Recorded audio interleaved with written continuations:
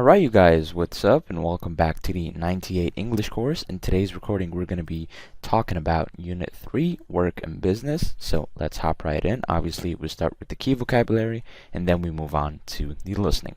Okay? Go after me.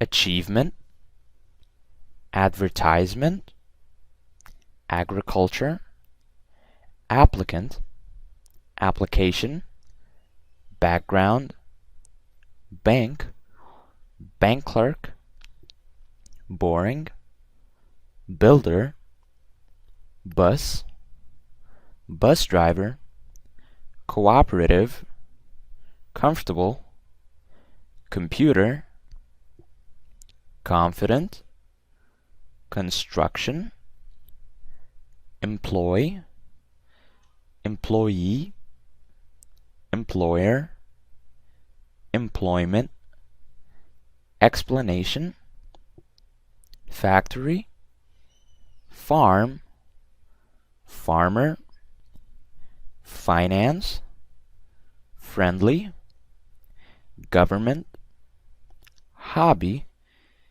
imaginative, independent, interest, interview, kind, leisure, manager, manual worker, manufacturing, office worker, organized, patient, personality, professional, punctual, responsibility, retail, salary, C, shop, shop assistant, smart, trainee, transport. Okay guys, now let's move on to the listening. And what do we have here? Looks like we have 8 pictures, okay? And here we have different people, obviously in different work conditions and in different places doing very different jobs, okay? So let's actually have a listen here on exercise A. So we're going to have examples such as probably a bank, finance, construction, farm, things of that nature. Let's have a listen. 28. Unit 3. Work and Business. Lesson 1. Listening. Exercise A. Listen and point. Bank, builder, factory, farm, shop, bus, sea, shop assistant, farmer. bus driver. Do you want to work in a shop? Would you like to be a farmer? Are you going to work for the government? He loves the sea. He's a lifeguard. He's a machine operator in a factory. She's working in a bank at the moment. Every summer I work on my uncle's farm. I don't want to work outside, for example, on a building site. Alright, so the audio started with obviously different places where different work can be done. So for example, we have bank, builder, factory, farm, bus, sea, for example, bus driver, and farmer. Okay? And then we had some questions. So for example, do you want to work in a shop? Would you like to be a farmer? So obviously a farmer works in a farm. Okay? Are you going to work for the government? Okay? He loves the sea.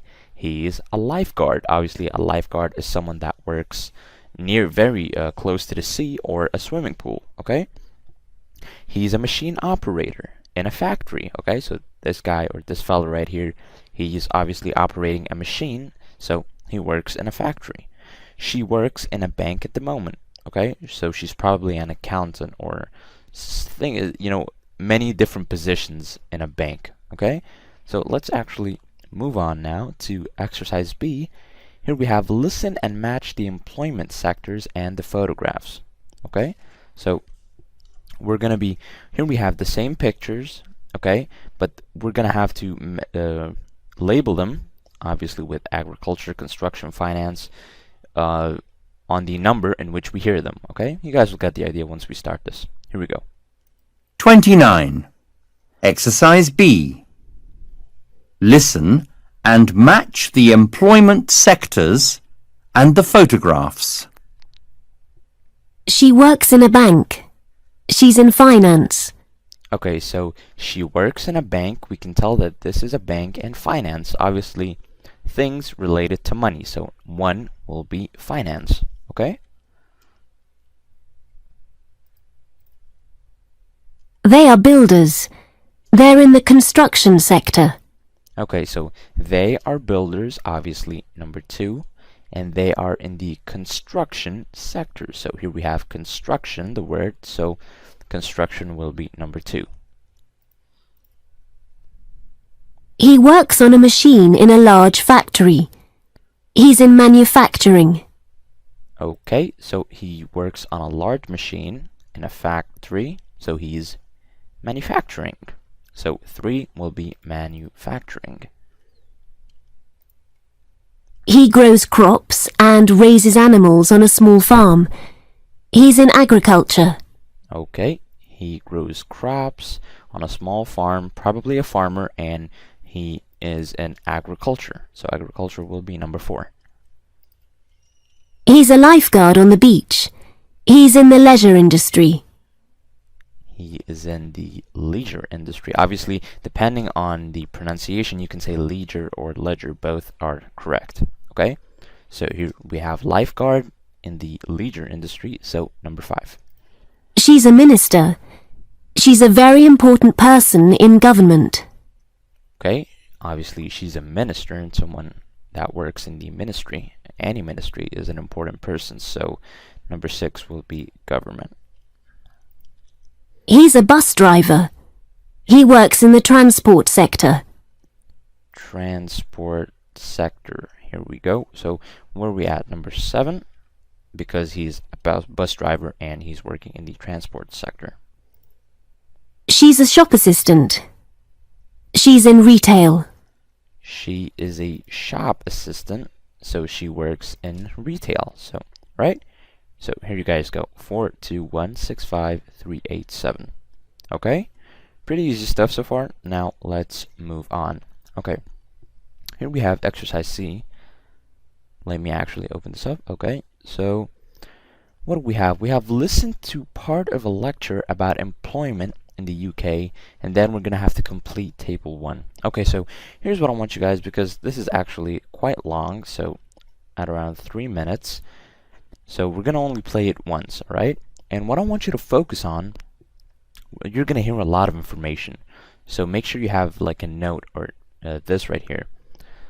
You're going to hear a lot of talk about different kinds of jobs and their percentages, okay? Obviously the percentage of people or the employment rates in those jobs, okay?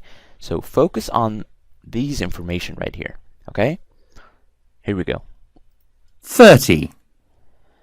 Exercise C. Listen to part of a lecture about employment in the UK. Complete Table 1.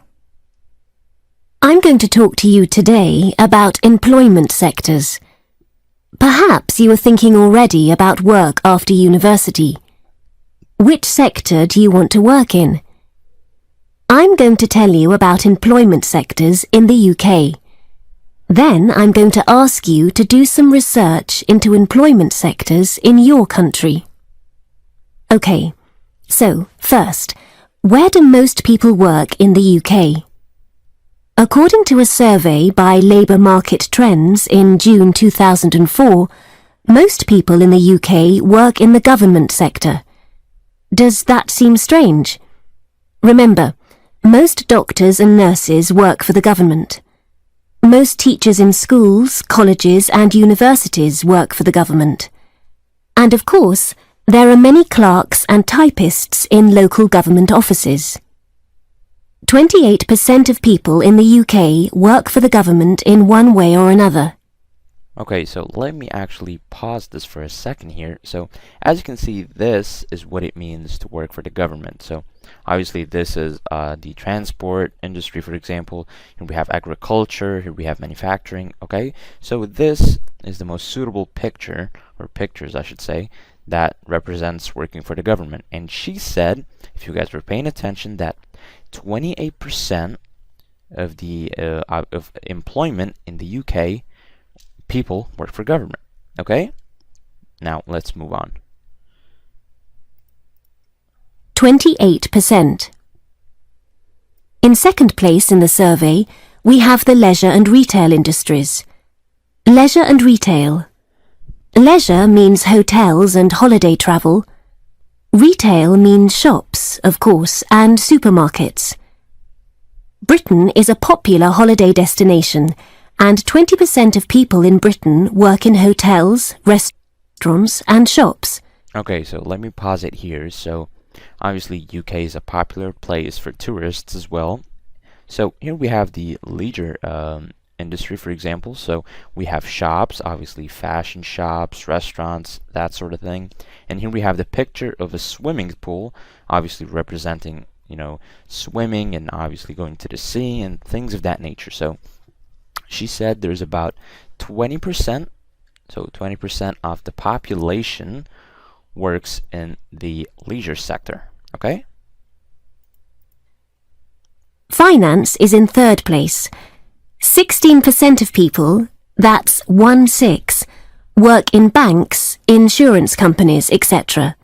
Okay, so here we have obviously pictures of money and coins. So finance is the third biggest sector that people work in the UK at around 16%, okay? 1/6, 16%. So 16% of people work in either banks, insurance companies, and obviously places of that nature, okay?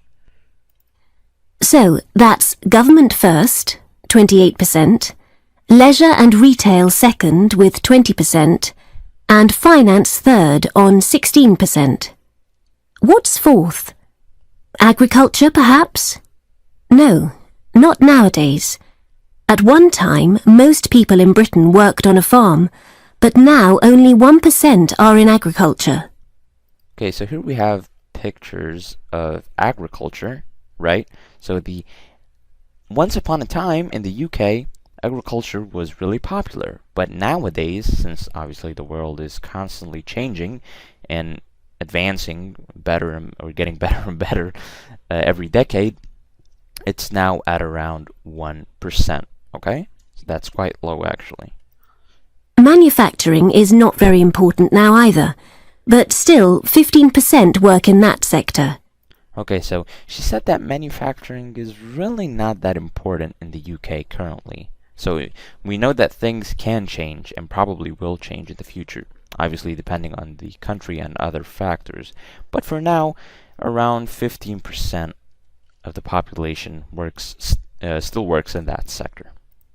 After manufacturing, we have transport at 7% and Transport, simple one, 7%. Not much needed to talk about here.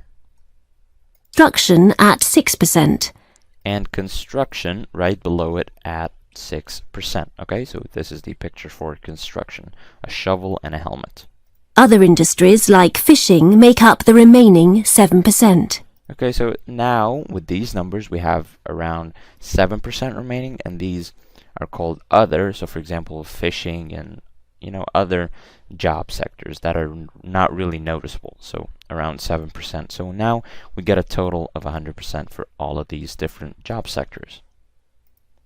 So, from fourth down we have manufacturing on 15%, transport 7%, construction 6%, and agriculture just 1%. Have a look at those figures for a few minutes. Do you think they are similar in your country? Alright, pretty simple stuff so far. That was actually a really good exercise, you guys. Now, let's move on. What do we have here? Here we have, look at the photographs of different types of workers. Okay, so now we're gonna look at different types of workers And you guys are going to tell me, obviously I'm going to be looking at the pictures, what are these workers or different types of workers called, because each one has a different name, okay? So let's go. 31. Exercise D1. Listen and check. A. Cleaners, builders and farm workers are manual workers. B. People in charge of companies or offices are managers. C. Secretaries, typists and clerks are office workers. D. Doctors, lawyers and teachers are professionals. Okay, and let me actually just elaborate a little bit here on these pictures. So why do we call cleaners and manufacturing workers and farmers manual workers? And that's because they do things manually. It comes from the word manually. So it just makes sense to call them manual workers. Okay? And here we have B, we have managers. Why do we call these people managers? And that's because they manage places such as businesses, shops, restaurants, offices, things of that nature. They manage the place, what happens, what goes in and out. They do the stuff that needs to be done by a manager, and hence why they're called managers. Okay? And then C, we have office workers. Who are office workers? Anybody can be an office workers or office worker.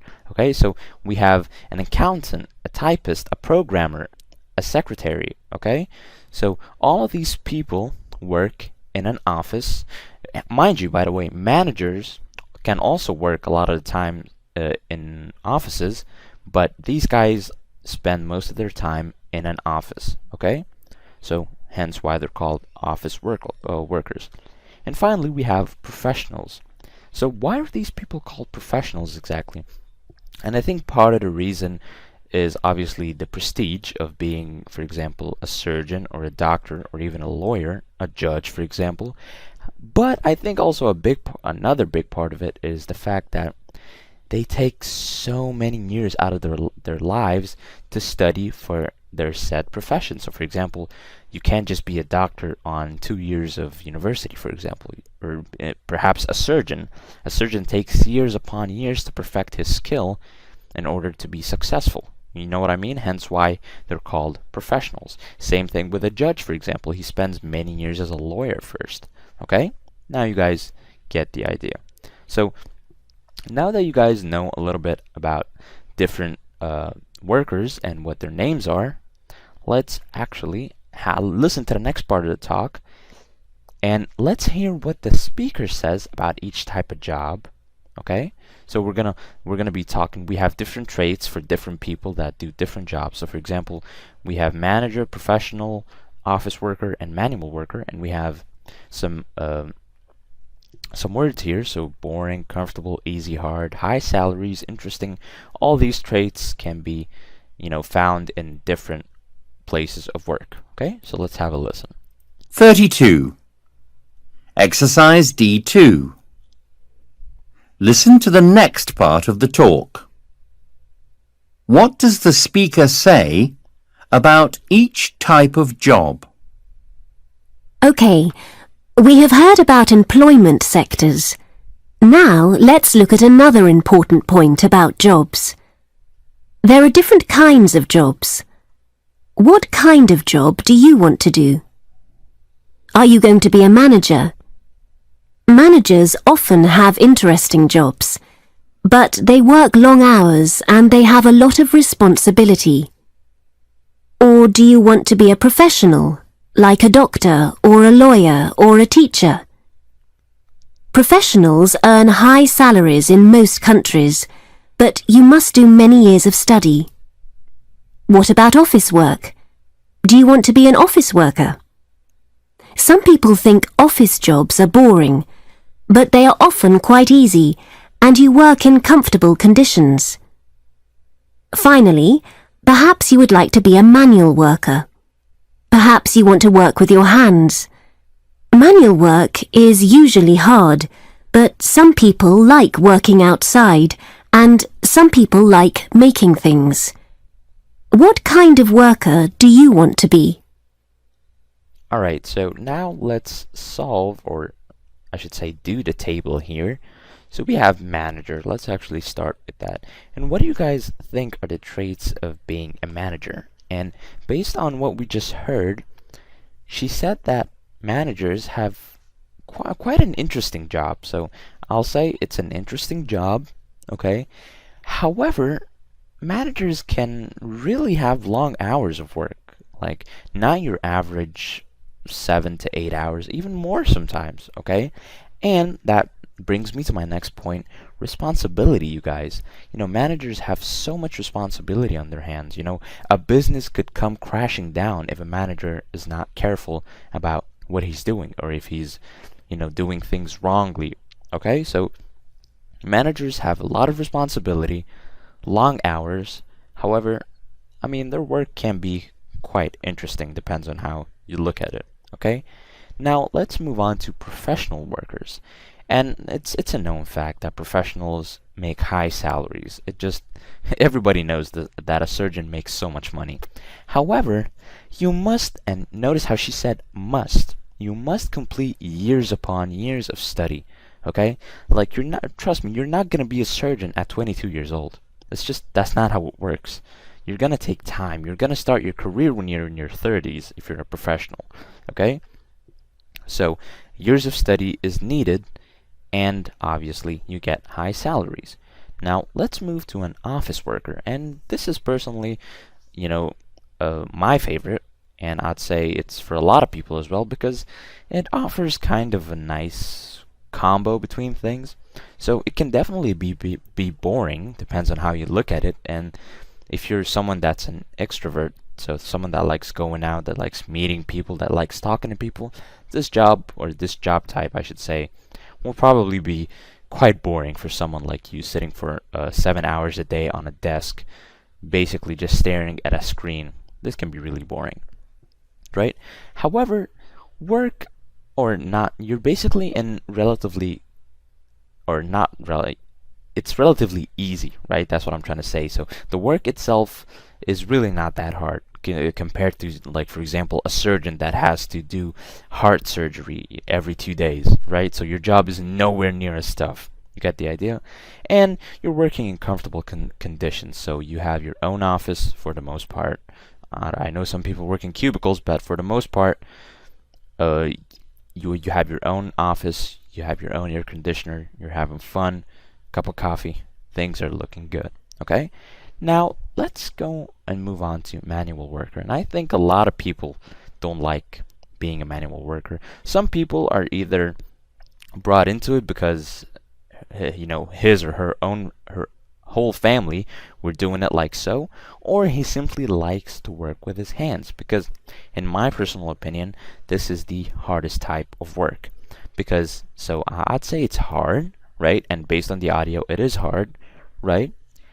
And let me tell you this, a lot of people, or not a lot of people, some people like to make their own things. So for example, that enjoyment you get when you fix something on your own without having to call the plumber or the carpenter? Yeah, that's the feeling that a lot of manual workers like to do. The fact that you can grow a tree or your own crops and have your own tomatoes, for example, that's a really good feeling. So some people like that, so making things. And some people also like working outside.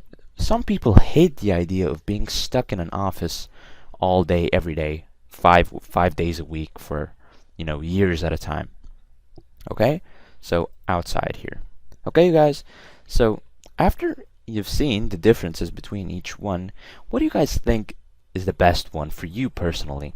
And this answer will be obviously based on you and your personality, okay, and what you can tolerate in terms of boredom, and what you should sacrifice, because there's always sacrifice when choosing your field or whatever you want to do for work, right? You're always gonna have to sacrifice something for something else.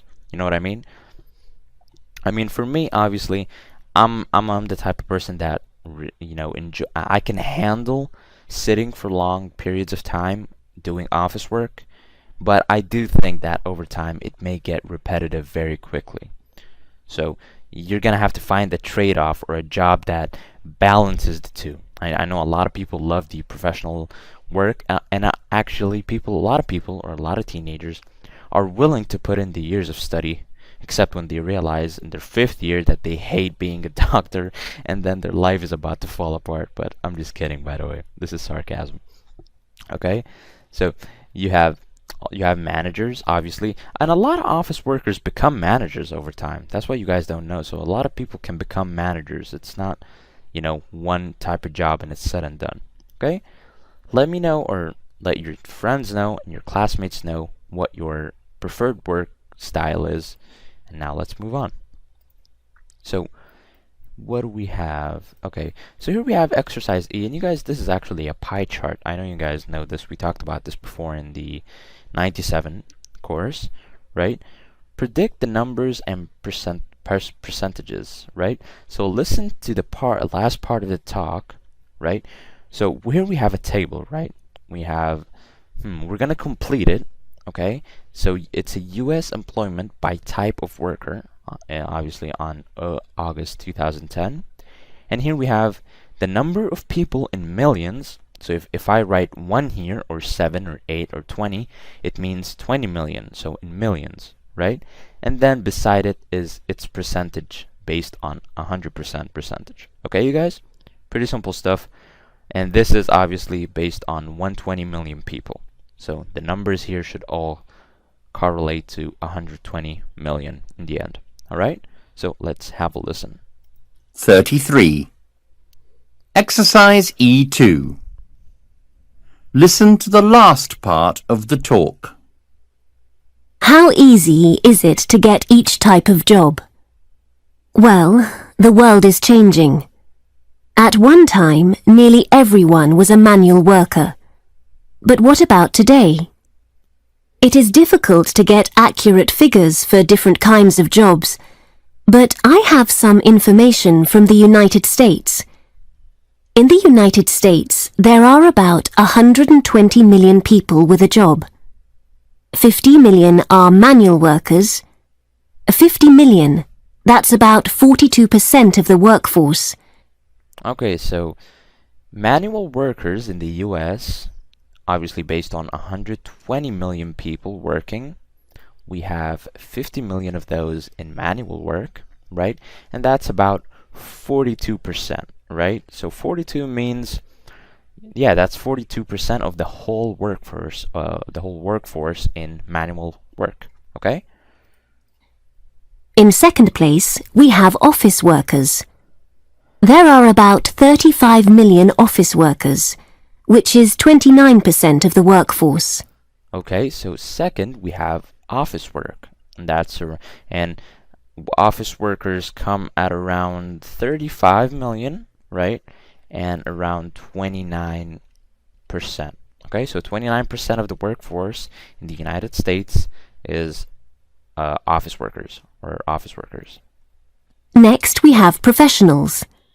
They account for 22 million jobs, which is 18%. Okay, we have, so before last, we have professionals. And professionals are at around 22 million.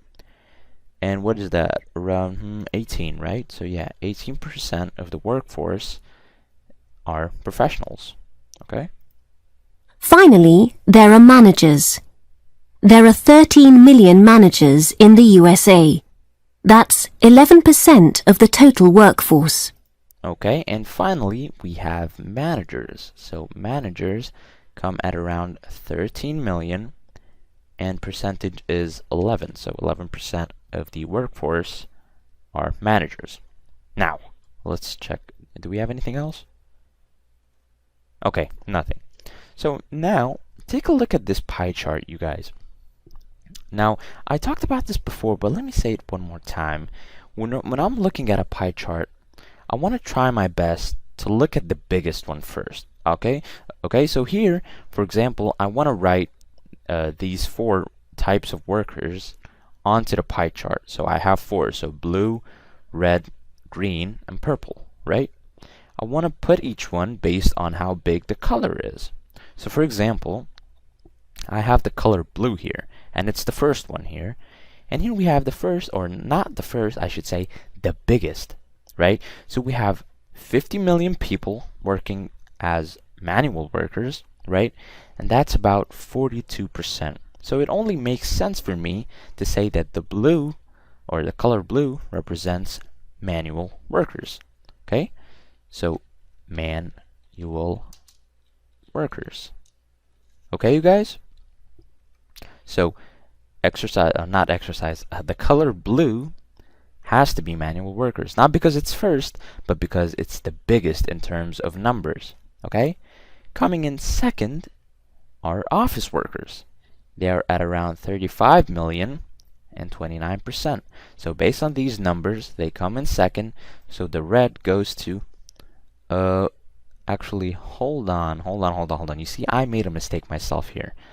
Actually, red is not for office workers, but for professionals. You want to know why? Because if you take a look, you can't just make the same mistake I just did.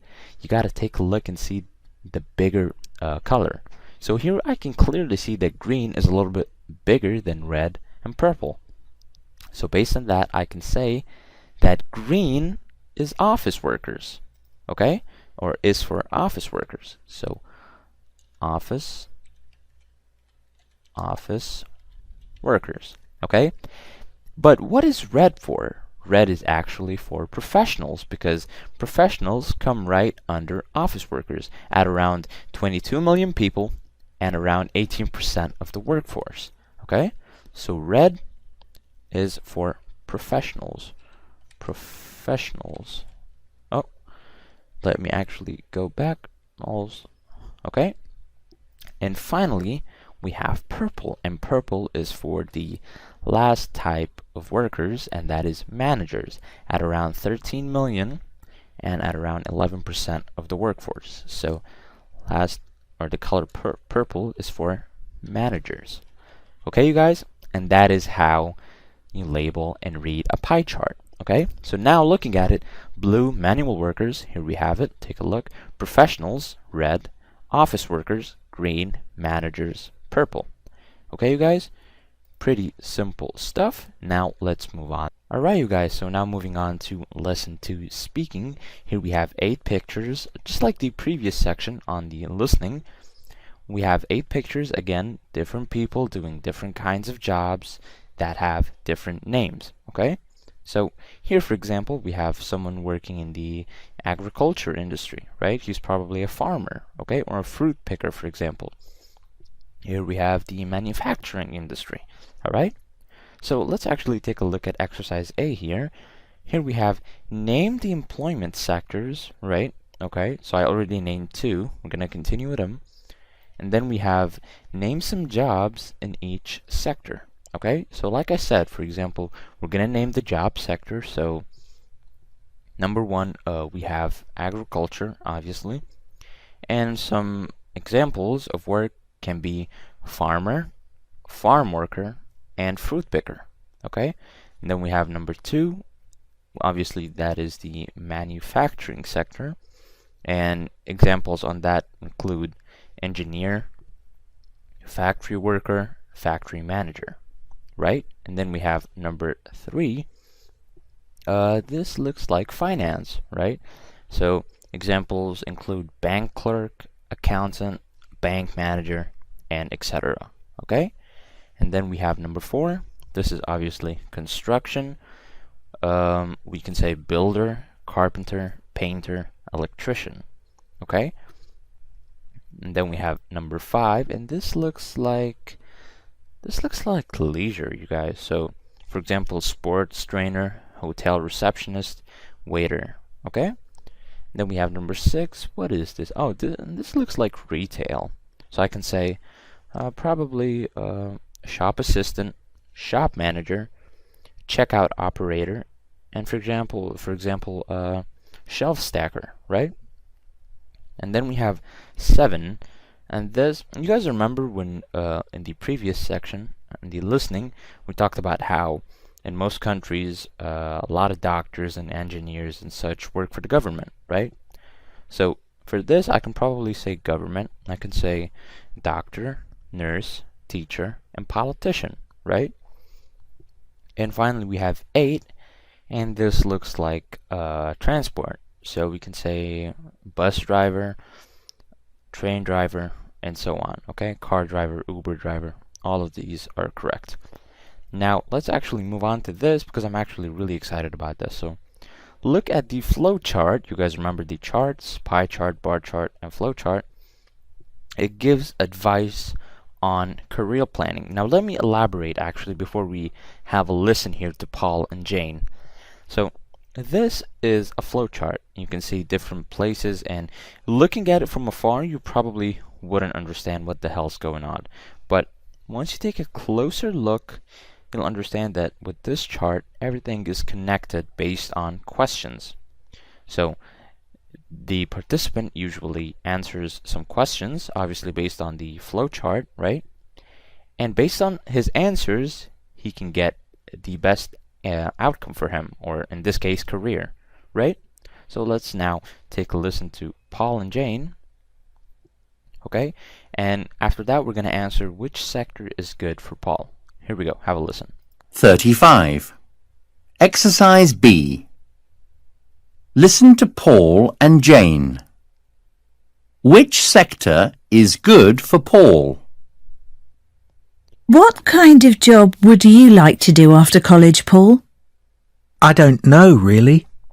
There's a flowchart in this magazine. It helps you choose an employment sector. Show me. No, I want to test it. I'll ask you some questions, then I'll tell you a good sector for you. Right. First question. Would you like to work inside? Yes. Okay. Second question. Would you like to meet new people? What? In my job? Yes. Yes, I would. Right. Third question. Would you like to travel? Yes. Definitely. Okay. It says the leisure industry or the transport industry. Do you agree with that? I'm not sure about the transport industry, but I'd like to work in the leisure industry.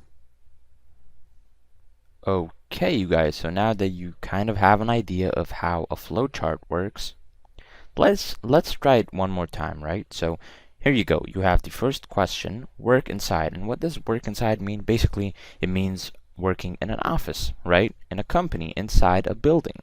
Or work inside means working from home as well, okay? So basically, not working on the streets or on a farm or doing any handwork, right? So work inside, if you answer yes to that, then agriculture and construction is not for you, right? Meet new people. Oh, if you say yes to that, then manufacturing and finance is not for you, because for a lot of manufacturing and finance, you basically do the same thing, right? For manufacturing, you're probably just focusing on your machine, doing the same thing over and over again, right? Same thing with finance, but can be a little bit different, right? So for finance, depending on your position in a bank, for example, you're meeting new people, but you're not really meeting them as friends, but rather customers, if you know what I mean. Like, for example, retail. You get what I mean? So also travel. Who doesn't want to travel? So if you say yes to that, then retail and government work is not for you, because you never see a surgeon traveling the world to do his job, right? He just sits in a hospital and does his job from there. So if you answer yes to all of these questions, you get the leisure industry and transport. And transport doesn't necessarily just mean, you know, an Uber driver, for example. No, I'm talking about like a bus driver that drives from a city to a city. All of these can help you meet new people, you know, travel different cities. And sometimes, you know, when you get high rating with these new apps coming out, you can even travel to other places to work for a big company such as Uber, for example, right? So depending on your answer, that's basically how you use a flowchart. Depending on your answer, a simple yes or no can determine which outcome or answer comes out for you. In this case, a career plan. Okay? Pretty simple stuff, you guys. Now, what else do we have? we have make 3 questions. We already did that. These are the 3 questions, okay? So we cannot change questions or bring questions from our own into an already made flowchart, okay? So you should do it on your own, but have different outcomes, or not different outcomes. You should use your own honest answers, okay? Which sector is good for you? Do you agree with the results of the flowchart? I agree with the results and how they're made. I actually quite like it. And which sector is good for you? I'd probably say something maybe along the lines of finance. I think finance is a good kind of middle ground between not working outside and also not having to deal with so much people that you're annoyed constantly. You know what I mean? So yeah. Now let's move on. What do we have here? Exercise C. Listen to the introduction to a talk at the training day. What is the trainer going to talk about? Okay. So let me open this right here. So we have some points, obviously, and one of them is going to be talked about after the introduction on this audio right here. So we're going to take the correct one, okay? Here we go. Have a listen. 36. Exercise C. Listen to the introduction to a talk at the training day. What is the trainer going to talk about? Tick one subject. In this session, we are talking about job interviews. Sometimes people do badly in job interviews because they don't prepare. So, in this session, I'm going to talk about preparing for a job interview. You can prepare in many ways, but I'm only going to talk about one way. In a job interview, the interviewer often starts with, "Tell me about yourself." We call this a presentation. You must speak for 1 or 2 minutes. You must prepare for this presentation. So that's the subject for this session.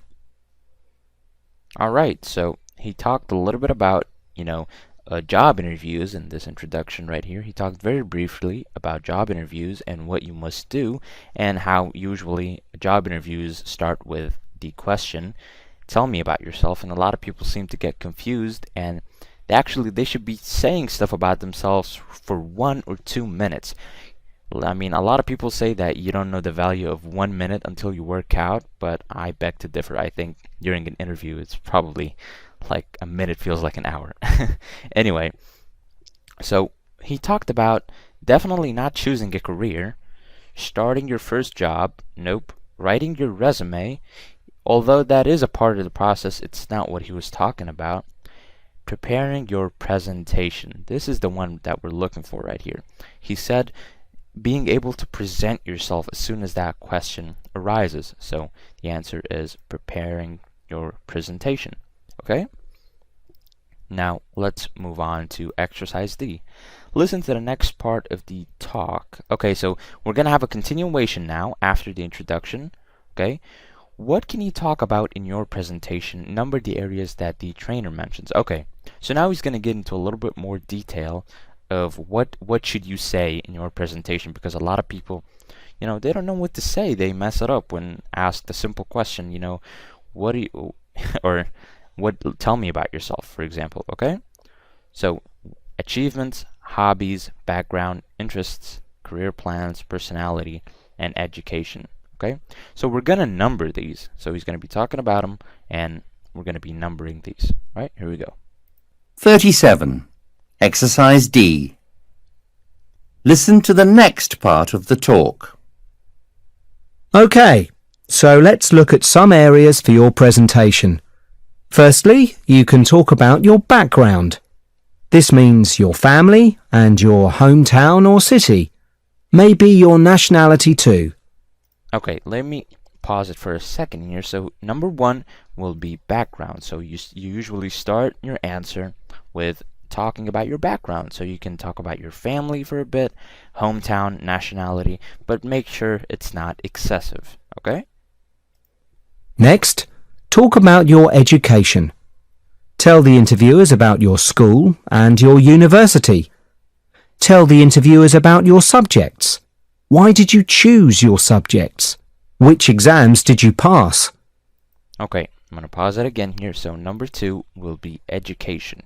And the reason for that is that you got to let whoever's going to hire you or whoever's interviewing you, you got to tell them your education. What do you have? Do you have a high school diploma? Do you have a bachelor's degree, for example? Do you have any extra tests or exams that you have under your belt? IELTS, perhaps? Things of that nature, okay? So your education is very important. Thirdly, talk about any achievements. Maybe you learnt to play the piano, or maybe you were captain of the football team. Finally, okay, I'm going to pause it right here before he keeps going. So the third point that you can talk about is your achievements.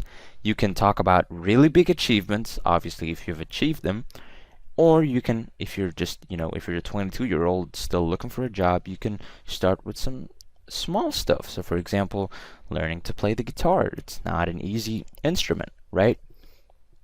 Simple things like, for example, figuring out how to edit a video, figuring out how to do this, how to do that, basically any achievement of your own. Being able to travel, for example, okay? So talk about your achievements, and also don't make it excessive, okay? So like the background, just keep it to a minimum, right? But I don't want you to go into an interview being handicapped. Talk like you're talking with your friends, right? Just make it simple. talk about your future career plans. What would you like to do in the future? Why? Alright, so finally, the last one, where is it? So career plans. Okay, so number 4. And actually, I wanted to talk just a little bit in more detail about career plans. So what he means here is you can talk about, obviously, what do you want to do if after you get hired? Like, the question usually comes like this. The interviewer says, where do you see yourself in 5 years, right? This is just off the top of my head. And you gotta answer that, and please, please, don't ever answer with, I want to be making more money, right? That's a question, that's basically a recipe for disaster. I know that a lot of people go get jobs for money. It's a part of life. Money motivates people, I get it. But you don't want to make it obvious that you only care about the money. Even if that's the only thing you care about. I understand, look, money's good, but you gotta do your homework before showing up, So say stuff along the lines of maybe, I like the field and I'd like to strive in it, for example. I'd like to take my career to the next step by, doing more stuff, maybe being an investor later in life, maybe having a family. You know what I mean? But don't go completely off topic. Try to stay on track with your career. Okay, you guys? Pretty simple stuff. And I actually really like this audio right here. So now, let's move on. What else do we have? Okay. Here we have exercise E. Look at some sentences from a presentation. Okay. Let's open this. Okay, so here we have some sentences, right? And based on these sentences, we're gonna label them with each sector. So we have background, achievements, career plans, and education. Okay? Let's have a listen and then we'll mark them together. 38. Exercise E2. Listen and check. I have a certificate in first aid. I have 2 brothers and 1 sister. I passed the secondary certificate with 83%. I want to work in the leisure industry. I was head girl at my secondary school. I went to secondary school in Rome. I'd like to be a manager. I'm from Recife in northern Brazil. Alright, you guys. So now let me elaborate a little bit more on what each sector here is gonna, or which of these information goes with what sector. So first one, I have a certificate in first aid. What do you guys think this one is? I have a certificate in first aid. That's correct. It's an achievement, right? So we have achievements, certificate in first aid. Number 2, I have 2 brothers and 1 sister. This is really simple background. We're talking about family, so background. C, I passed the secondary certificate with 83%, right? And this is going to be education. You're talking about your certificate, right? I want to work in the leisure industry, right? And this is going to be a career plan, right? So you're still not working in the leisure industry, but you want to, right? I was head girl at my secondary school. That's an achievement, right? So you're happy that I was head girl at my secondary school. I went to secondary school in Rome. You're talking about education here, right? I went to secondary school in Rome. I'd like to be a manager. Obviously, a career plan as well. And finally, I'm from Recife in northern Brazil. So this is background. You're talking about yourself and your background. Okay, guys? Pretty simple stuff. Anything else? Let's see what we have here. We have the skills check right here, giving a presentation in an interview. And giving a presentation in an interview is obviously going to be quite different from giving a normal presentation at work or something else. So you often have to give a presentation at job interviews. So what do you do to prepare for that, right? So obviously, preparing for any presentation, you got to make notes, right? Whether on your laptop, on your phone, on a piece of paper, you got to make notes, right? You got to write out, a brief, rough copy of your presentation, and you got to practice it and, get it better over time or make it better over time, right? And here's you guys, I actually told you guys to do this back in the 97 course. Record it and play it back. Or ask your friends for comments. So what does he mean by this? All of us have phones nowadays, you guys. Open the recorder and start talking, right? So have the questions in front of you, right, on a piece of paper, on a screen, whatever, and start answering each question as if you're in an interview, right? Or, an even better idea, get a friend, someone who's serious, obviously, or a family member, and start practicing the interview with them. This is just like being in an interview in a place or in a company or applying for a good high-paying job. You get what I mean? So practice, practice, practice, and soon enough you'll see yourself getting better at it without even noticing. And finally, ask your friends for comments and tips, okay? So you can ask your family members or friends that have gone through similar experiences like, hey, what did I do wrong? What do you think of this answer? What do you think of my tone? What do you think of my smile? What do you think of my tie? These simple comments can make a difference. They can make or break you. Okay, you guys? Pretty simple stuff. Now let's move on. Alright, you guys, now let's move on to Lesson 3, Vocabulary and Pronunciation. Here we have 4 pictures that I'm guessing describe the process of getting a new job or applying for a new job. So here we have exercise A. Look at the photographs above. They show the stages of getting a job. Match the items in the box with the photographs. Okay, so we have some words in the box. We have a resume, an application letter, a job advertisement, and finally a job interview. And can you guys tell me what is number 1 exactly? That's correct. It's a job interview, or not a job interview, it's a job advertisement, basically an ad. Okay? And what is the second one? That's correct. It's someone's resume, or more like a CV, okay? So you guys know what a CV is, a resume that you use to apply for jobs. And then what is this? That's right, that's an application letter. And we'll talk more about these in a second. We'll elaborate more on them as we go, okay? And finally we have number 4, obviously a job interview here. So a job advertisement, a resume, an application letter, and finally a job interview. These are basically the order of steps that most people take to get a new job, okay, you guys? Now, let's move on. What do we have here? We have, look at the conversations below. Complete each conversation. Write one word in each space. Okay? And then, so we're gonna listen to the audio first. Alright? I'll be pausing the audio after each paragraph. So once it's done, I'll pause it and we'll do it together, and we'll do it 3 more times. Okay? So here we go. Have a listen. 40. Exercise B2. Listen and check. 1. Did you see this job advertisement? No, I didn't. What's it for? Superstore is looking for a trainee manager. Are you going to apply? Yes, I think so. Alright, so that was number 1. So A said, dash, you see this job advertisement, obviously a question mark, so we're going to write did. So, did you see this job advertisement?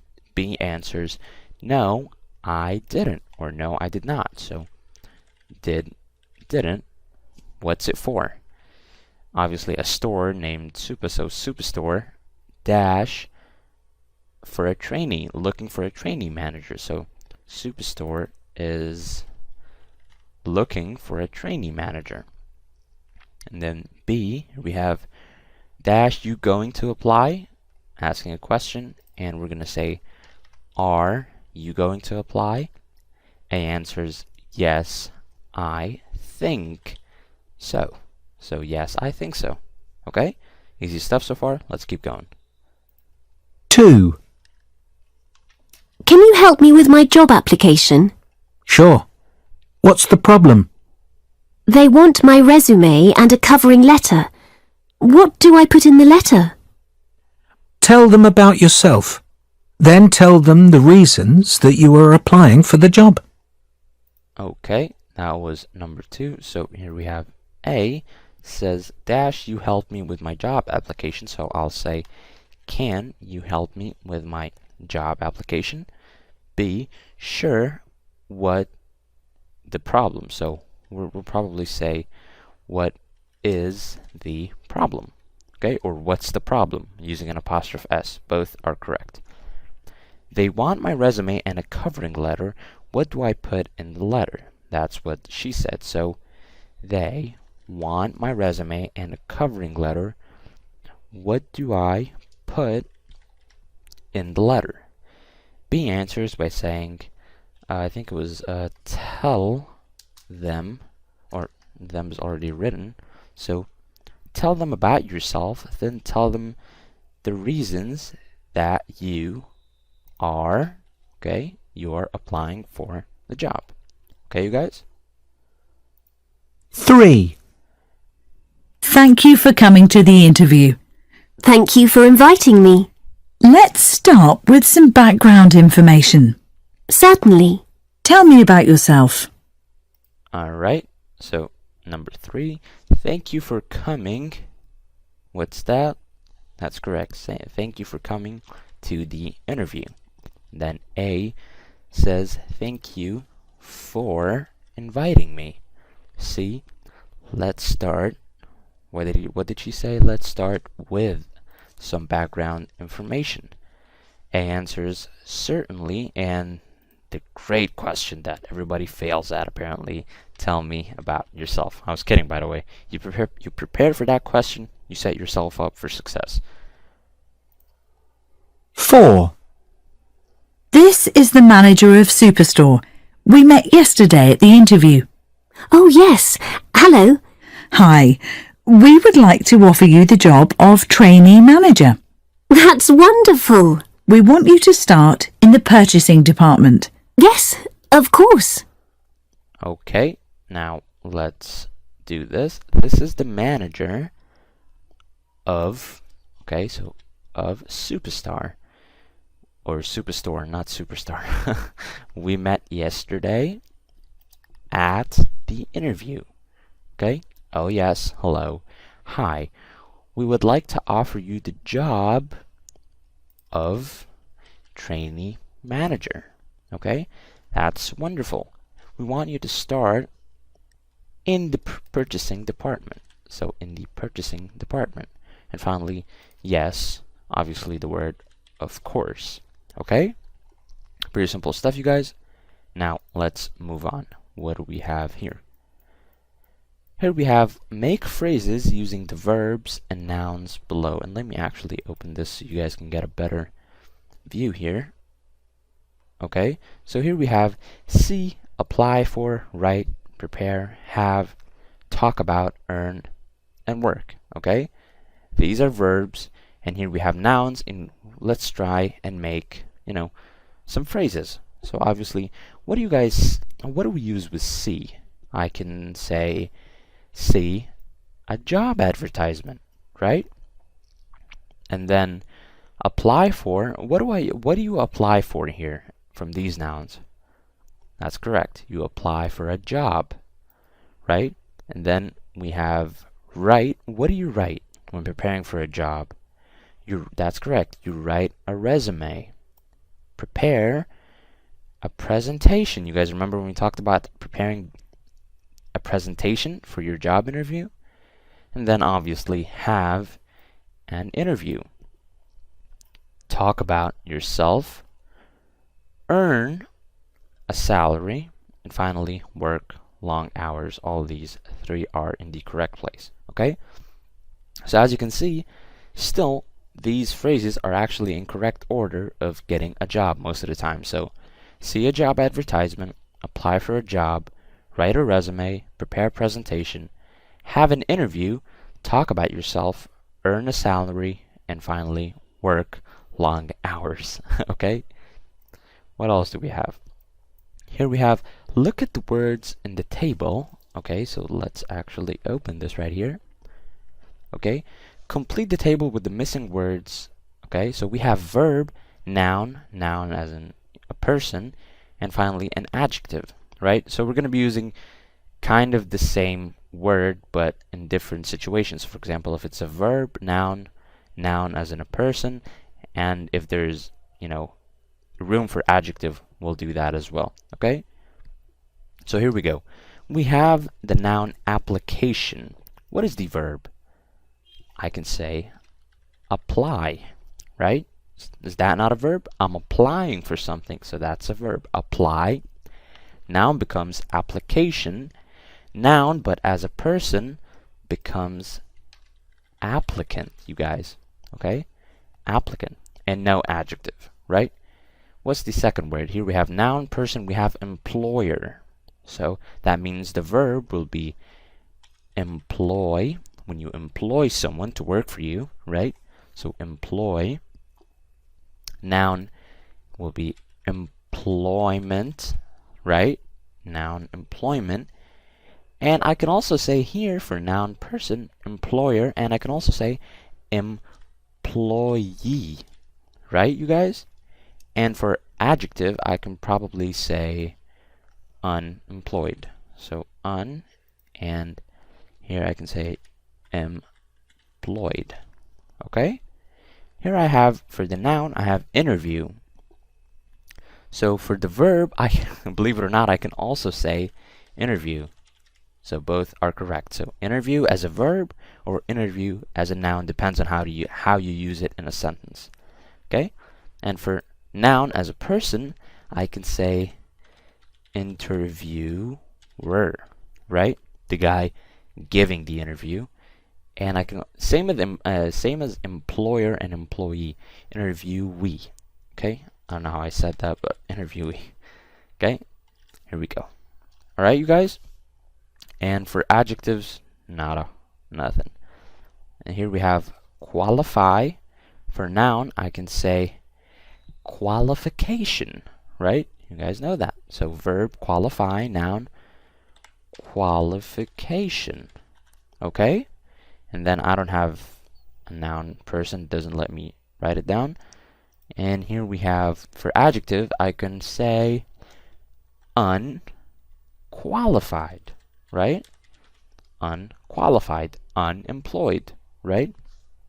And what do we have? We have trainer as a noun, person, so I can say verb. This one's really easy, you guys. You should be able to figure this out.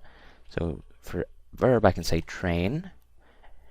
For noun, I can say training, right? For noun, person, I can also say trainer and trainee again. Oh, trainee, right? And for adjective, I can say untrained. Or not here. I mean, it's correct. I just gotta write in the other space. Untrained. Okay, so apply, application, applicant. Employ, employment, employer/employee, unemployed. Interview, interview, interviewer, interviewee. Qualify, qualification, unqualified. Train, training, trainer/trainee, untrained. Okay? Simple stuff. Let's see if we have anything else. Okay. This one looks really interesting. Okay, so we have employers want people with life skills. What life skills do you have now? Okay, obviously, I mean, this question right here is just for you. So everybody's gonna have his own personal life skills. Not everyone has the same. Some people have less, some people have more. So just thing is, be honest with these things. No one's gonna mock you or anything, so just be honest. So I'll do it. So why not? So here we have, at university, I always get to lectures on time. And for me personally, I consider myself a punctual person, so punctuality is really important for me. So always being on time is something that I take very seriously. I think that, you know, it's really unprofessional and not good for you to not have, you know, it's not really a skill, but more of a personality trait. Like, just be on time, man. Saves everybody the hassle and the annoyance that comes with it. You know what I mean? So just always be on time. So I always get to lectures on time. Yes. I always do my assignments on time. Yes. I always look clean and tidy. This one's a no-brainer. Absolutely. I work well in groups. I actually do not. I prefer to be sort of a lone wolf, if you know what that means. Like, I just kind of like to do my own thing, you know, have my own style. You know, sometimes, you know, one day I'll work for like, I don't know, 7 hours straight being the most productive person ever, and then the next day I'll do like 2 hours of work and be done, you know? So that doesn't really work with groups. So I work well on my own, yes. Okay? At home, I look after younger brothers or sisters. Yes, I do. I make up stories for my brothers or sisters. I do not spend that much time with them to be making up stories. I care for an older relative. I do not actually. I do not have any older relatives where I live. In your social life, I have a lot of friends. Not really. No. I don't think I have much of a social life anyway.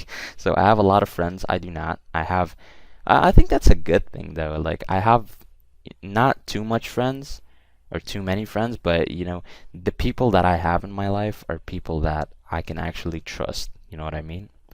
I am the captain of a team. I am no captain of a team whatsoever. Okay, so here are your life skills. You are punctual. Yes, I am. Organized. Yeah, I'd say I'm organized. Yeah, I'm organized. Smart. Yes. Cooperative. Independent. Yes. Kind. Not imaginative. I don't consider myself someone that can come up, you know, being that creative. You know what I mean? I kind of like, I can do a little bit of thinking and imagine, but not too much. So, no, not imaginative. Patient? No.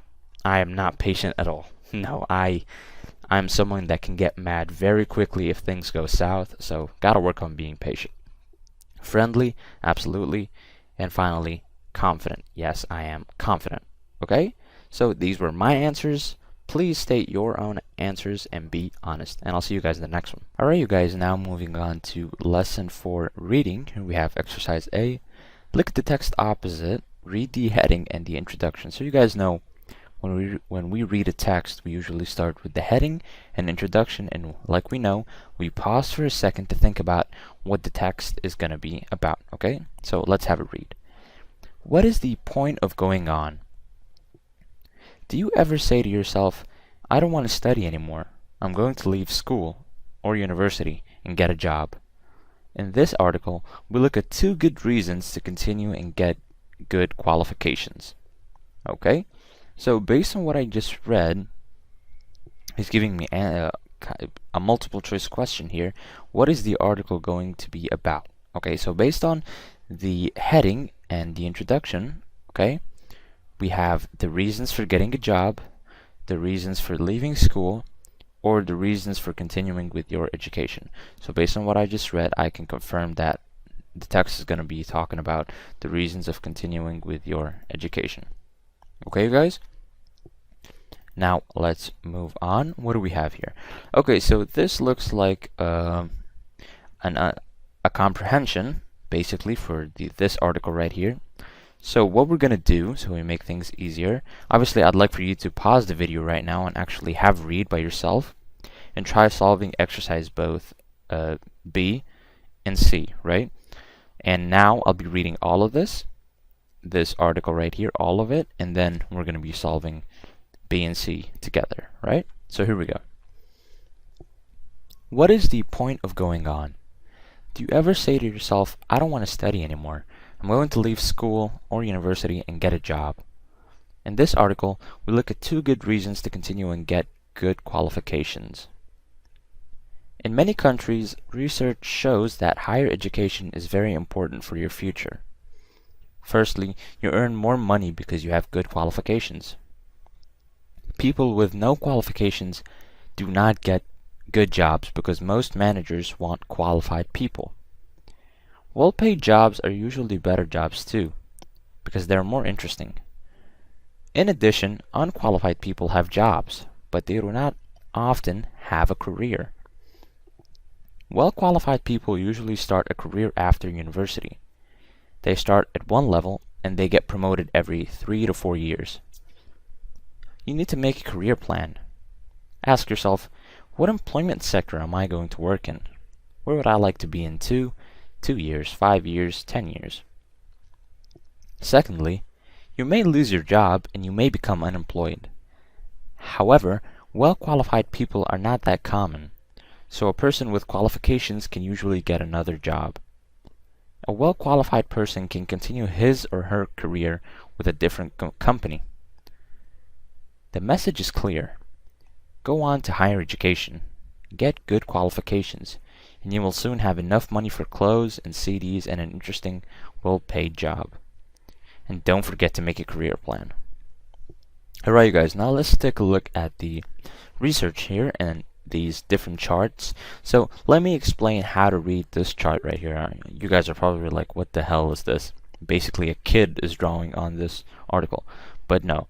You guys see these colors here. Here we have red, green, and purple. These resemble these weird lines in front of us right now, okay? So here we have pounds weekly. Pounds is the currency in the UK, you guys, okay? And here we have age. So we have from age 17 to around 34, okay? So we have people with a degree are in the red line, right? And people with secondary qualifications are in the green line. And finally, people with no qualifications are in the purple line, okay? So now, let's actually close this for a second and go to exercise B. Study the figures opposite and complete the tables below. Okay. What does a person with a degree earn at 19? Okay. Now, let's go back to our chart here. Okay, so we know that people with a degree are in the red line, right? So here we have 17, they make 0, and 19, they also make 0. You guys want to know why? Because common sense, very few people actually have a degree at the age of 19. Hence why they make 0, right? You could have a side hustle, but then you're really not working with a degree, okay? So we'll say for number 1, 0. What does a person with a degree earn at 19? 0. Now, number 2, what does a person with a degree earn at 30 years old? Now, let's go back. Again, the red line. So go to 30 years old, so around here, and then go up, okay? Up, up, up, up, up, up, up. What do we have here? This looks like it's around 560. So 560 weekly pounds, okay? So an average person with a degree earns, obviously 30 years old, earns around 560 pounds a week, okay? What about a person with secondary qualifications? Okay, so a person with second qualifications, let me go here, is we have the green line. So people in the green line are people that have only secondary qualifications. Let's see. At 17 years of age, they make around They make around 50 pounds a week, right? And at around 18, they make 100. At 19, they make, how much do they make? Let's actually check this out. At 19, they make around 200. So that's even more than people with a degree, right? So when you want to pursue a good degree, you're playing in it for the long run, right? And that's the good thing to do, right? Any short-term gains you make doesn't really matter, right? You're playing this for the long haul. As you can see in the chart, later in life, the guy or girl with a degree makes so much more money than people with secondary qualifications and no qualifications. Okay?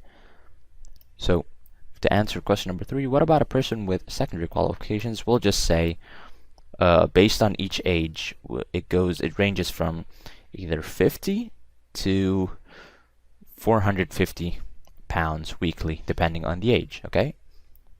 Now, here we have number 4. What about a person with no qualifications whatsoever? Okay, now let's take a look.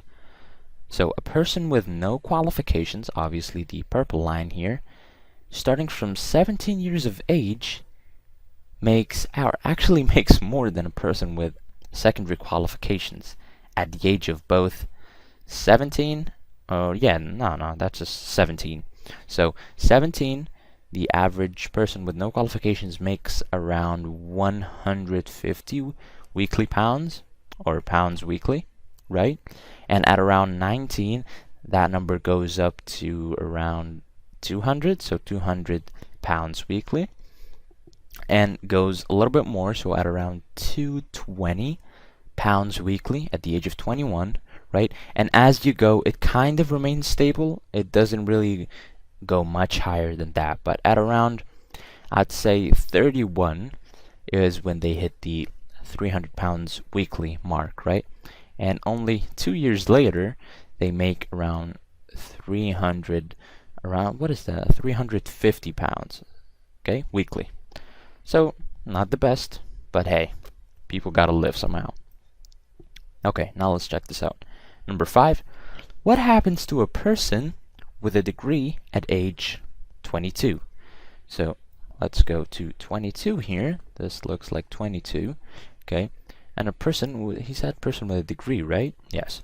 So a person with a degree at 22 makes at about, or starts making around 290 pounds a week. That's a person, or actually, no, I made a mistake. Yeah, something along 280, something of that sort, yeah. So around 280, 290 pounds a week, okay? That's a person with a degree at the age of 22, okay? Now, let me go here to this bar chart right here. Completely different chart, new style, or I should say, similar style of viewing as well. So here we have degree, people with a degree, secondary qualifications, and people with no qualifications. And here we have percentages. But what are these percentages for? These are unemployment rates or unemployment percentages, okay? So based on people with a degree, what's their unemployment rate, okay? Because no matter what you have, there is always going to be people that are unemployed, okay? The job of a country is to decrease unemployment rate as much as possible. Okay, you guys? So here we have number 6. What percentage of graduates are unemployed? And obviously graduates means people with a degree. So let's take a look. Here we have this bar right here. So when it ends, I'm going to go down, and around 2.5% of graduates are unemployed, which is not bad at all. Okay, so the less of them, the better. So 2.5% of graduates are unemployed. Unemployed means to not have a job, okay? You're unemployed. You're not employed, you're unemployed. You don't have a job. And then number 7, what about people with secondary qualifications? Okay, so the percentage of unemployment for secondary qualifications skyrockets to 6%. Okay, now that's a big difference. So people with secondary qualifications, or the unemployment rate for people with secondary qualifications goes up to 6%. Okay? And finally, we have number 8. What about people without qualifications? Here we go. People with no qualifications follow people with secondary qualifications, standing at 7% unemployment rate, which is quite high. Okay? So here you guys have it. I hope you're able to understand how the charts work and how you can read them. Okay? Now let's move on. Here we have exercise C. What are the reasons for going on to higher education? Okay, so this is a question that is easily answered through the text here. What do the figures show? And based on me personally, what I just saw, I saw that the figures and research shows that people that have degrees and continue studying and get good qualifications tend to live a better life financially and job stability as well, and are able to have a successful career. Okay, you guys? Now, what do we have? Read the text and check your answers. We just did that. What other reasons are in the text? Let's check. Here we have, you earn more money because you have good qualifications. We said that. Okay. What else? What else? Okay, well-paid jobs are usually better jobs too. Okay, because they're interesting. That's one more. Okay. Well-qualified people usually start a career after university, so that's right away. That's also a plus. Okay? Pretty simple stuff, you guys. Now, let's move on. What else do we have? Okay, look at this. Skills check, dealing with long sentences. Okay, so here we're going to be learning about breaking long sentences into sections, right?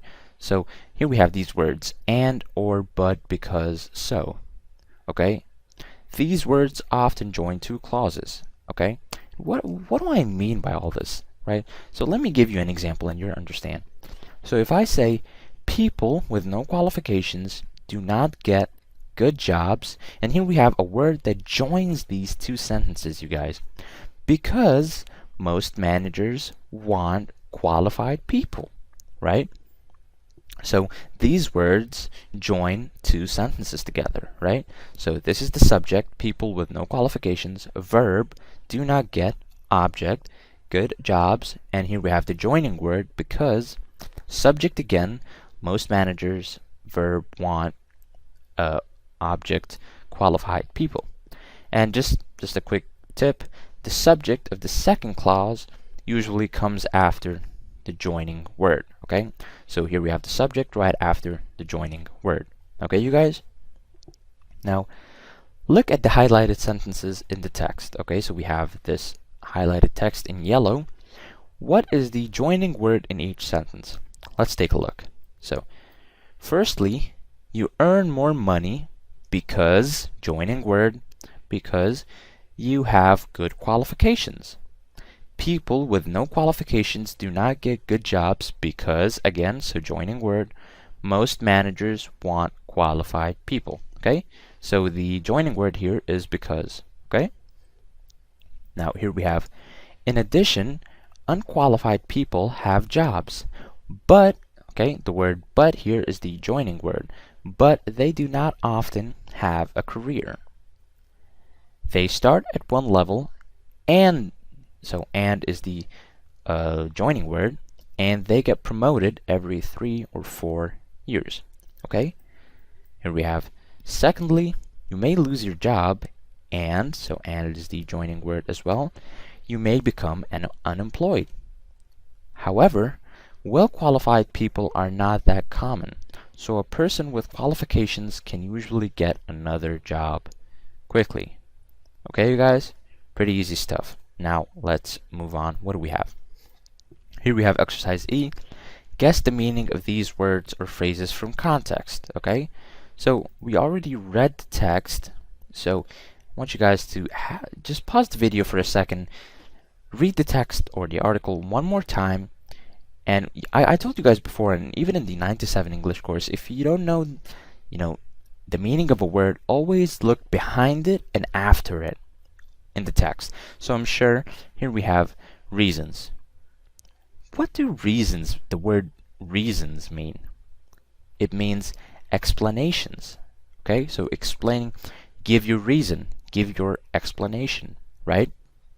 Here we have the word promoted. So let me actually close this for a second here. I'm going to give you an example, okay? You guys should be doing this, but I'll help you out. So where's that word?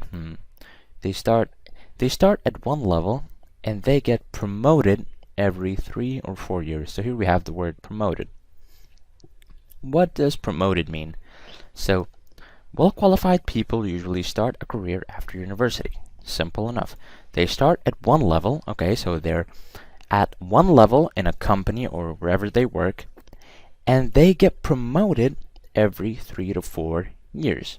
Okay, so based on what I just understood from the words before and after the word promoted, I can understand that I'm somehow leveling up. Kind of similar to a video game, but this time we're talking about real life. So what does it mean to be promoted? It means to do a better and sometimes easier job, depending obviously on the job, not always, in your company or wherever you work. Okay, so promoted means probably getting a better pay, right? Doing an easier job, for example, basically doing a better job. Okay, so now you guys should be doing these on your own now. So try to go to the text and find the meaning. Okay, so now let me go. So reasons, we have, what was it? Reasons, explanations. Okay, promoted means get a better job. Okay, go on, continue. Go on. If I say to someone in an interview, if I say to him, go on, what does go on mean? It doesn't mean go on, it means continue, right? If you were speaking, I can say, oh, go on, I'm sorry. It means continue. My bad. Okay? And then we have well paid. Well paid means get good money from a job. So if I say I'm well paid, that means my job is, I'm making good money from my job. Well paid. Earn, what does earn mean?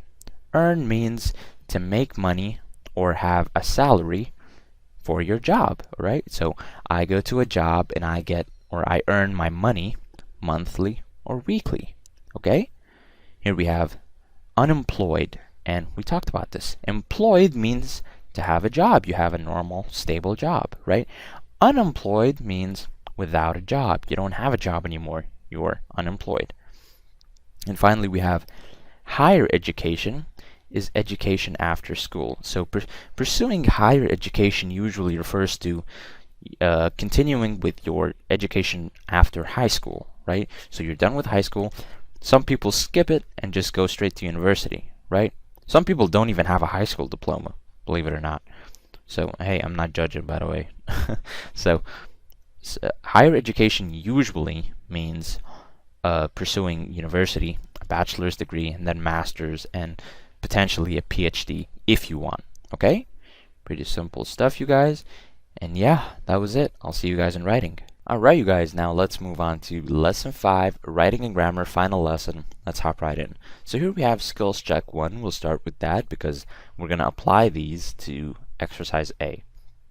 So we have something called doubled letters in English. So basically, in some English words, we have doubled consonants.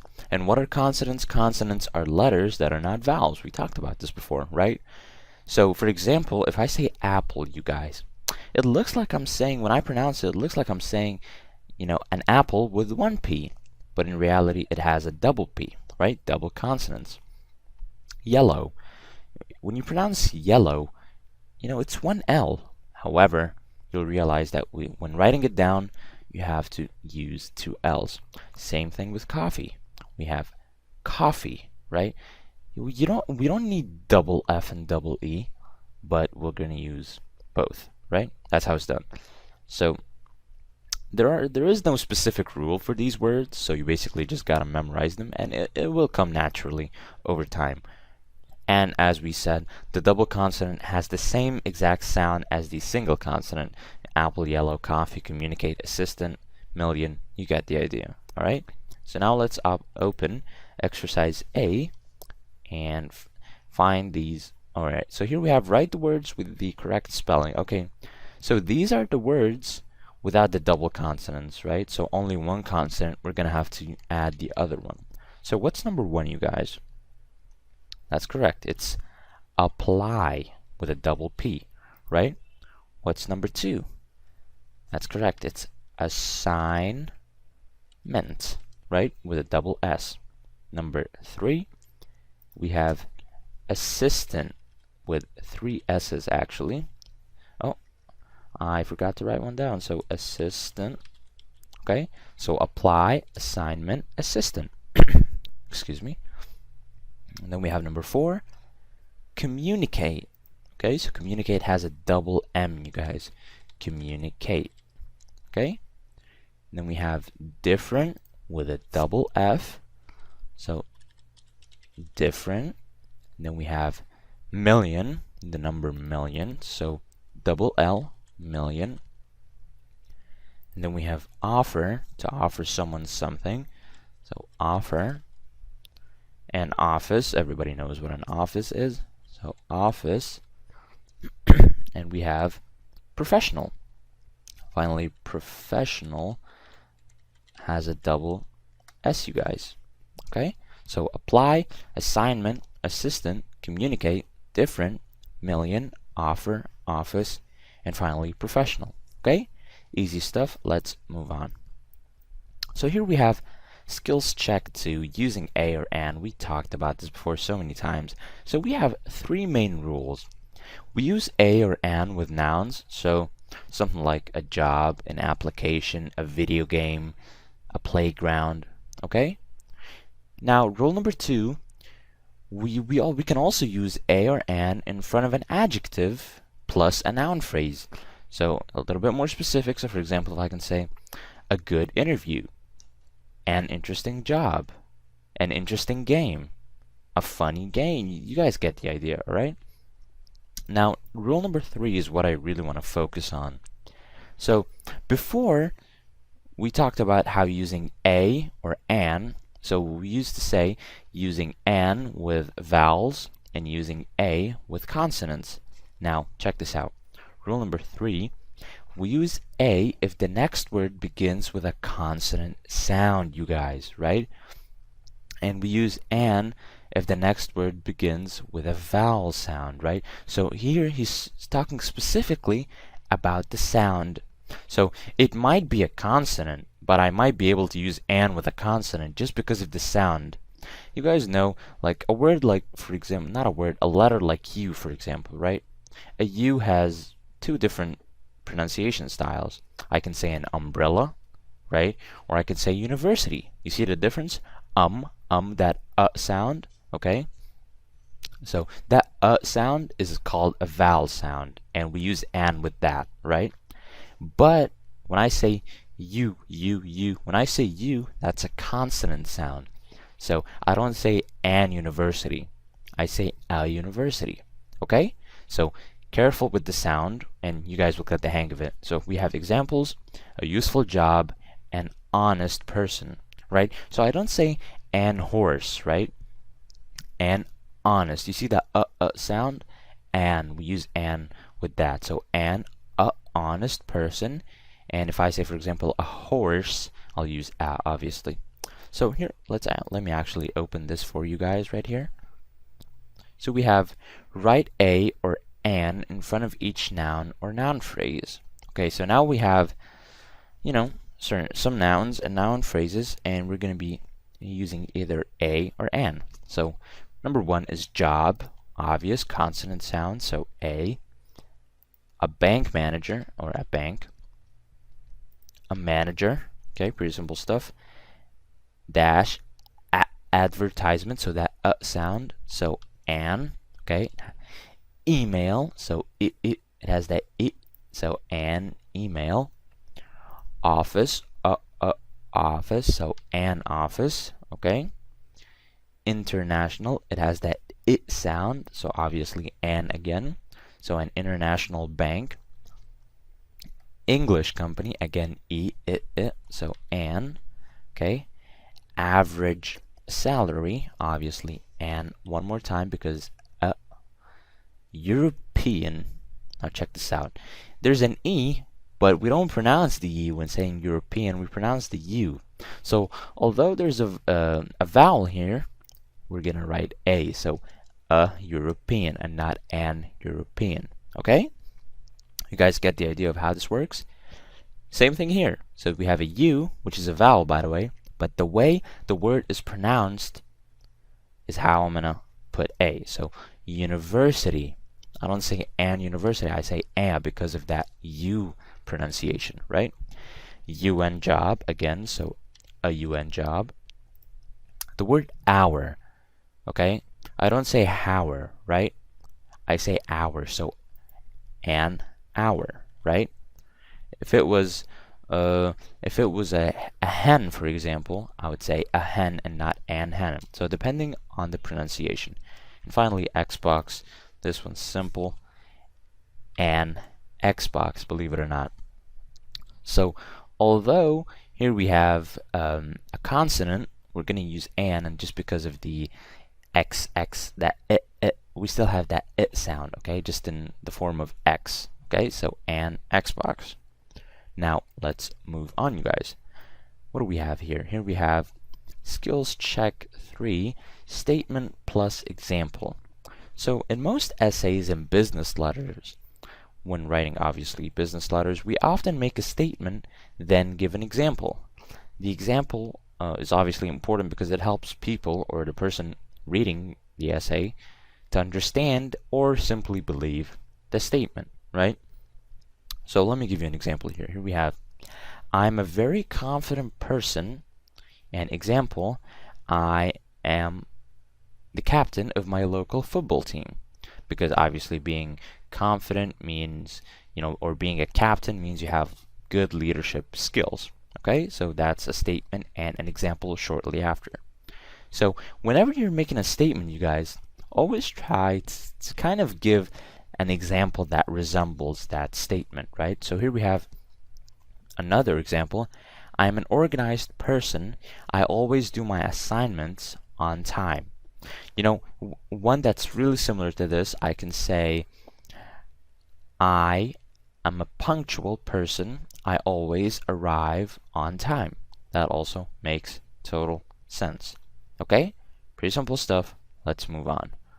So, what do we have here? Here we have exercise D. Look at table 1. Here we have, when do we use this pattern? Okay, so here we have this pattern right here. So subject, verb 1, verb 2, and other. So I am going to talk about Africa today. He is going to study in the USA next year. She is going to do mathematics. Alright, so he is going to do mathematics, for example. We are going to learn to find areas this lesson. They are going to leave school in July. Okay, let me actually open this up. Alright, so here we have, alright, so we just did that table. So when do we use this pattern? So this kind of pattern that we use for sentences, what do we use it for, you guys? That's correct. We use it to introduce a lecture, because look at how I'm saying it. I'm going to talk about Africa today. That's how a lecturer usually starts his introduction. He is going to do mathematics. We are going to leave school in July, right? Introduction. And what else? Obviously, not all of what I just said was an introduction. Some of them were about future plans, right? So it's actually, I can use both, by the way, so both are correct. So to introduce a lecture and to talk about future plans, both are correct, right? So if I say they are going to leave school in July, I'm talking about a future plan here. It's not present, I haven't done it yet, and it's not in the past, but it is a future plan. And to also introduce a lecture, I am going to talk about Africa today. Okay? So, pretty simple stuff, you guys. Now, let's move on. What do we have? Here we have exercise E. Look at table 2 and compare it with table 1. Okay, so here we have questions that start with verb to be, aka known as, or otherwise known as yes or no questions. So, are you going to talk about Mexico today? Is he going to do geography at university? is she going to study in Canada next year, right? So let me actually, here we have exercise E. How do we make yes or no questions with this pattern? So it's actually really simple. What we're going to be doing is we're going to be switching it up. So instead of the subject, we're going to switch the position of the subject, right? So instead of the subject being the first in the sentence that we start, we don't start with the subject. That's what I'm trying to say. We start with a verb. So in this case, verb to be. Okay? So I can say, instead of saying, I'm going to talk about Africa today, if I want to make it a question, are you going to talk about Africa today? Right? So what else do we have? How do we make answers guess? It's literally in the in the first one here. So it's a yes or no question. So how do we make answers guess? So if someone asks me, are you going to talk about Mexico today? I can say, yes, I am, or yes, I will. All right, so yes, I will. No, I will not, right? Is he going to study in Canada next year? Yes, he is. Or no, he isn't. Okay? Are we going to learn how to write letters in this lesson? No, we're not. Or yes, we are. Okay? This is how you make answers. Now, look what we have. We have exercise F. Look at table 3 compared with table 2. So complete each question. Now let me actually open this so you guys can get a better view. So here we have table 2, yes or no questions, obviously, and then we have table 3, questions that have the question words. So what are question words? We have when, how, why, where, what. All of these are question words that we use in the beginning of a question. So here we have, are you going to talk about dash? If I use what here, right? What are you going to talk about? Now that's a question word that's used for a question, okay? And then we have, is he going to study next year? I can say, where? Where is he going to study next year? Dash, is she going to start school? I can say, when? When is she going to start school? And after that, we have, are we going to get to college? How? How are we going to get to college? Okay? And then we have dash, are they to leave next year? Or are they going to leave next year? I can probably say why. So why are they going to leave school? And you guys gotta notice that with question word questions and yes or no questions, we use the same style. So we have a verb and a subject and another verb and another verb, and then we have other, right? But the only difference is the question word. That's literally the only difference. So with the addition of a question word, you change the whole thing. All right? Pretty simple stuff.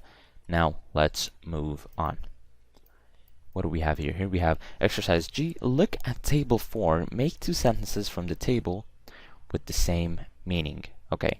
Make 2 sentences from the table with the same meaning. Okay, so I want to work in a hotel. Alright, and I would like to work in a hotel. I can probably say, so I'll probably say something along the lines of, he wants to work in a restaurant, right? I would like to work in a school. Both of these are correct and have the same meaning. Write a yes or no question for each kind of sentence. Okay. So, I want to work in a hotel. I can probably say, do you want to work in a hotel? That can make sense, right?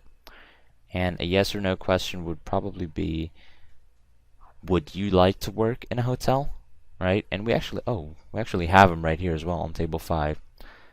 So, do you want to work in a hotel? And would you like to work in a hotel? So, how can you answer each question? So, imagine someone asking you, do you want to work in a hotel? If I'm gonna answer, I'll probably say, no, I don't. Right? So do you want to work in a hotel? No, I don't. Or no, I do not. Or no, I do not want to work in a hotel. You can continue. Would you like to work in a hotel? No. Right? I can say no, or I can say, would you? No, I wouldn't. Would you like to work in a hotel? No, I wouldn't. Right? So here we have make two sentences with the subject she. So make two sentences with the subject she. We can probably say she wants to study in the US, right? She would like to become a doctor. Okay? Make two questions with the subject he. Can probably say, does he play sports? Would he like some food? Right? So does he play sports and would he like some food? Okay? Now let's move on to the next page. Alright, you guys, now let's move on here. So exercise A, read the sentences below. They all come from an application letter. Use a clause from the box to complete each sentence. And let's actually hop into the skills check first. Here we have using because and so. Okay, so these two words are similar, by the way, and they're both joining words. But take notice here about how we change up the information when using both. So for example, I can say, I want to be a teacher because I like children. Or I want to be a chef because I like food. Okay? Makes sense? Pretty simple stuff. So statement, joining word, and reason. Now notice how I'm going to switch it up when using the word so. So I'm kind of using the opposite style. So I like children, so I want to be a teacher. I like cooking, so I want to be a chef, right? I like sports, so I want to be a personal trainer. Okay? Just simple style. No matter, it just depends on when you use it and how you use it. You know what I mean? So here we have, let me actually open exercise A here.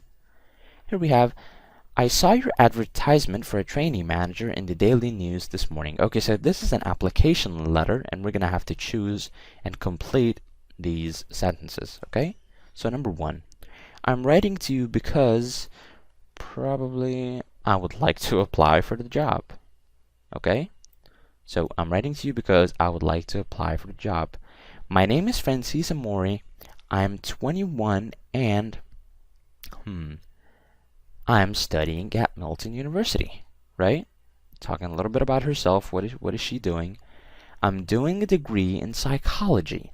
I'm going to finish my course in 2 weeks, and probably something I want to start work immediately. And the reason I didn't choose I want a job in the city, you'll get why in a second. So 4, I'm going to stay in Milton, so I want a job in the city. Okay? And that is why this one fits better with number 4. I'm going to stay in Milton, so I want a job in the city. Number 5, I would like to work in the retail industry because I love working in shops, right? Number 6, during my degree course, I worked as a shop assistant at the weekends, so I understand retail work. Okay, you guys? Pretty simple stuff. Let's move on. What do we have here? Here we have, read the sentences below. They come from the same application letter. Okay, so now we're still in the same application letter, you guys. Make each statement with an example. Okay, let's actually open this here. Here we have, I'm never late for lectures or meetings. At home, I often look after my little brother. He is 4. I write stories and I paint pictures. I often do the shopping for my family and I cook many meals.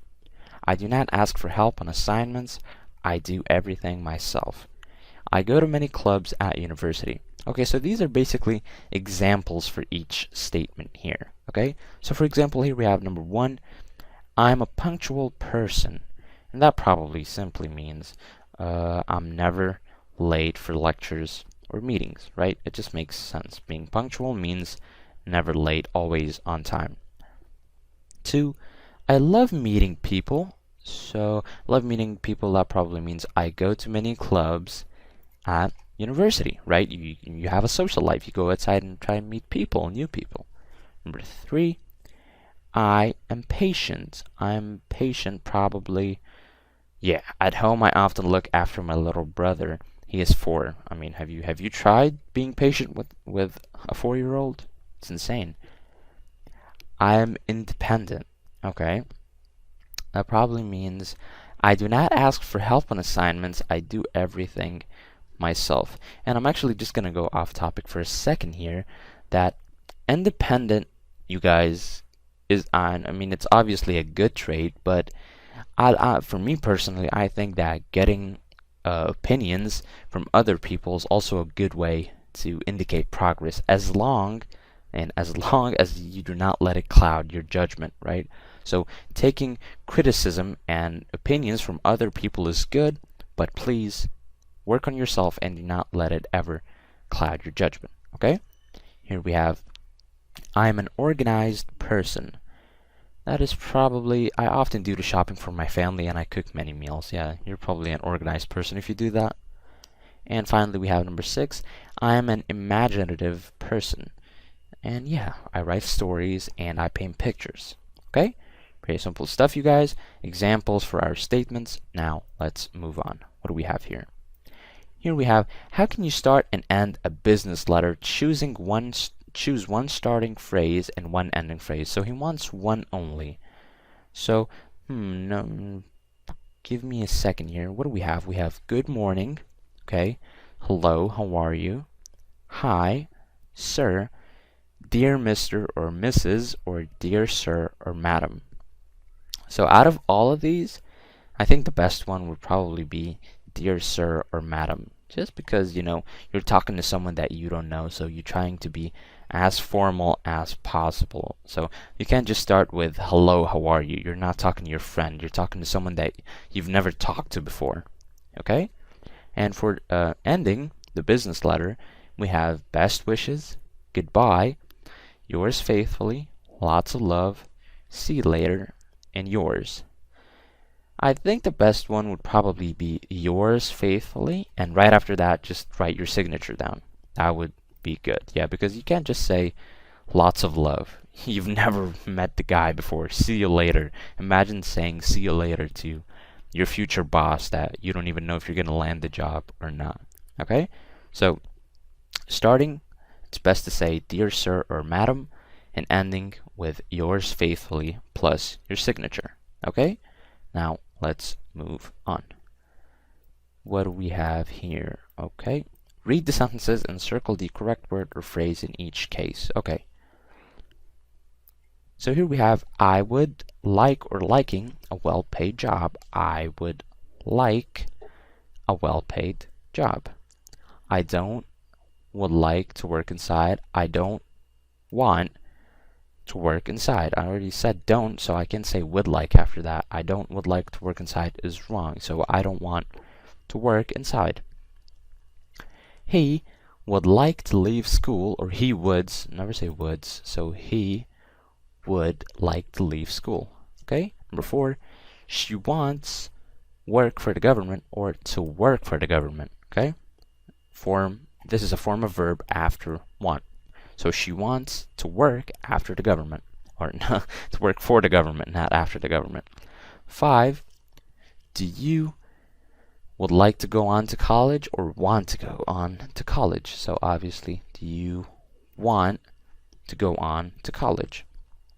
And then we have number 6, I'm going finish my course in July. I'm going to finish my course in July. 7, I want to work. I want to work for the government because or so. You remember? So using this style, we said we'll be using because. I want to work for the government because, and the reason I want to help my country. So if I use the opposite way, if I say I want to help my country, so I want to work for the government, that would be correct. By using this form, we're going to use because. And finally, we have number 8. What are you going to do after university? So obviously are talking to someone, so what are you going to do after university? Alright, you guys, now let's move on. what do we have here? Okay, so this one's really simple. You guys, or not really simple, you guys should be doing this on your own because this is a whole application letter. So look, we have some pictures here to help you guys out. It says you want to apply for a job. So consider yourself, think of yourself as someone that just finished college and now you're trying to look for a job to support yourself financially. So you're going to have to write an application letter, right? So start with making some notes, you guys, right? So ask yourself these questions. Where did I see the advertisement? What is the job exactly? What's your name? What's your age? What is your present situation? Are you working? Have you been working before? Things of that nature. Are you married? Are you alone? Okay. What are you studying, if you're still studying? When can you start the job? Okay. Why do you want this job? Which I think is probably the lamest question that anyone can ask, because come on, everybody wants a job for obvious reasons. Why are you good for this job? And I think that this is one of these questions that you're gonna have to really focus your answer and try your best to perfect an answer for this specific question. So spend a little bit more time on it. Why are you good for this job? Like, basically what anyone's trying to say to you is, how can I know, like, you're not replaceable? Like, how do I know that you're the one that I should choose? And that's when you should try and shine and get a great answer that impresses the interviewer or whoever's talking to you. Okay? Making some notes with these questions, and then start with the help of your teacher. Write a letter and show it to your friends, or even read it out loud to your friends later on. Okay, you guys? Thank you for this unit, and I'll see you in the next one. Have a good one. Peace.